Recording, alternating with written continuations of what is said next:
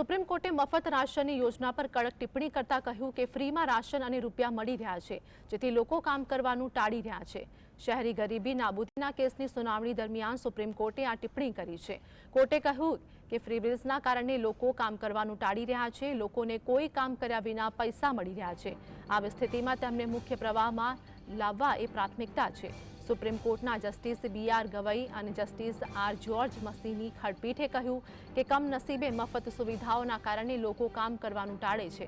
અમે લોકો પ્રત્યેની તમારી ચિંતાઓ સમજીએ છીએ, પરંતુ શું તે વધુ સારું નહીં હોય જો લોકોને સમાજના મુખ્ય પ્રવાહમાં લાવવામાં આવે અને રાષ્ટ્રના વિકાસમાં તેમને યોગદાન આપવા દેવું જોઈએ। ઓક્ટોબર 2024માં પણ સુપ્રીમ કોર્ટે મફત વસ્તુઓ સંબંધિત એક કેસમાં કેન્દ્ર સરકાર અને ચૂંટણી પંચને નોટિસ જારી કરી હતી અને જવાબ માંગ્યો હતો। આ કેસમાં અરજદારે કોર્ટ પાસેથી ચૂંટણી પંચને નિર્દેશ આપવાની માંગ કરી હતી કે રાજકીય પક્ષો ચૂંટણી પહેલા મફત વસ્તુઓના વચનો ન આપે।